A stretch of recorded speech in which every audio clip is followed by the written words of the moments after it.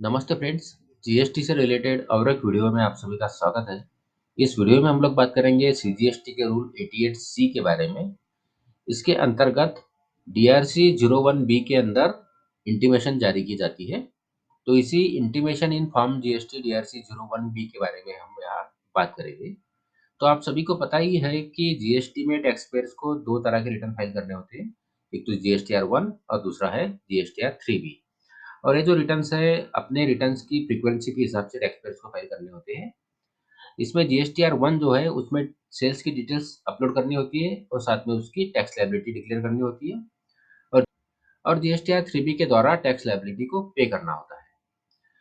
तो इस रूल के हिसाब से जीएसटीआर 1 के अंदर जो लायबिलिटी डिक्लेयर की गई है वो लायबिलिटी अगर जीएसटीआर 3B के अंदर जो लायबिलिटी दिखाई है उससे ज़्यादा है और वो जो लायबिलिटी का डिफरेंस है वो प्री डिफाइंड लिमिट से ज़्यादा है, तो इस रूल के अंतर्गत डीआरसी 01B में इंटीमेशन जारी किया जाएगा। इसे हम यहाँ एक एग्जांपल के माध्यम से समझ सकते हैं। यहाँ जीएसटीआर 1 के अंदर जो टैक्स लायबिलिटी डिक्लेयर की है वो है 1,26,000 रुपए और जीएसटीआर 3B के अंदर जो टैक्स लायबिलिटी डिक्लेयर की है वो है 1,05,000 रुपए। यहाँ जो डिफरेंस है वो है 21,000 रुपए का। तो अब इस 21,000 का जो डिफरेंस यहाँ दिखाई दे रहा है इसके लिए इंटीमेशन जारी किया जाएगा फॉर्म डीआरसी 01B में और यहाँ उसका रिप्लाई टैक्स पेयर को देना होगा। ये जो डीआरसी 01B की इंटीमेशन है ये सभी प्रकार के टैक्स पेयर को जारी की जाएगी जिनके रिटर्न्स में डिफरेंस होगा। अगर tax payers quarterly returns file करते हैं तो क्वार्टरली डीआरसी 01B जनरेट होगा और टैक्स पेयर्स अगर मंथली रिटर्न फाइल करते हैं तो मंथली जनरेट होगा। ये जो फॉर्म डीआरसी 1B है इसके दो पार्ट्स हैं, पार्ट ए और पार्ट बी।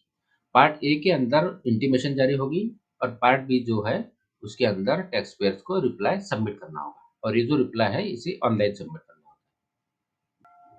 जैसे ही फॉर्म डीआरसी 01B के पार्ट ए में इंटीमेशन जनरेट होगा, टैक्स पेयर को ईमेल और एसएमएस के द्वारा उसका इंटीमेशन भेजा जाएगा जिसके अंदर उसका रेफरेंस नंबर भी लिखा होगा। इसके अलावा टैक्स पेयर्स जो है जीएसटी पोर्टल पर लॉगिन करके रिटर्न्स वाले टैब के अंदर रिटर्न कंप्लायंस के अंदर लायबिलिटी मिसमैच डीआरसी 01B को देख सकते हैं। जैसे ही टैक्स पेयर को जीएसटी डीआरसी 01B का इंटीमेशन प्राप्त होता है, टैक्स पेयर को उस इंटीमेशन में दिए गए समय के पहले उसका रिस्पांस फाइल करना होगा। अगर टैक्स पेयर्स इस डीआरसी 01B का रिप्लाई नहीं करते हैं, उसे रिस्पांस नहीं करते हैं, तो वो अपने अगले महीने का फॉर्म जीएसटीआर 1 या आईएफएफ फाइल नहीं कर पाएगी।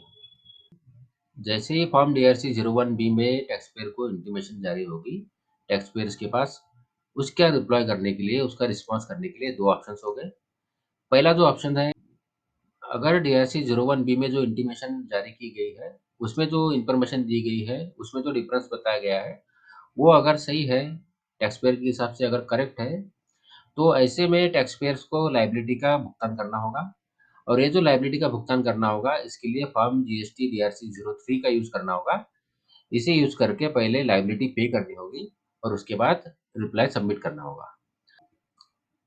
और दूसरा, अगर ये जो इंटीमेशन प्राप्त हुआ है इसके अंदर जो डिफरेंस बताया गया है ये डिफरेंस अगर टैक्स पेयर को एग्री नहीं है, अगर इस जानकारी के साथ में टैक्स पेयर एग्री नहीं है, तो टैक्स पेयर को एक्सप्लेन करना होगा कि ये जो डिफरेंस है उसका रीज़न क्या है।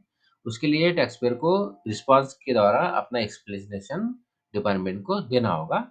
इसके बाद ये प्रोसेस कंप्लीट हो गई और रिस्पॉन्स सबमिट करना होगा। तो इतनी short information form DRC 01B के बारे में। आशा करता हूँ इस वीडियो की जानकारी आपको यूज़फुल लगी हो। अगर इस वीडियो की जानकारी आपको यूज़फुल लगी है तो वीडियो को लाइक करिए, चैनल को सब्सक्राइब करिए। धन्यवाद।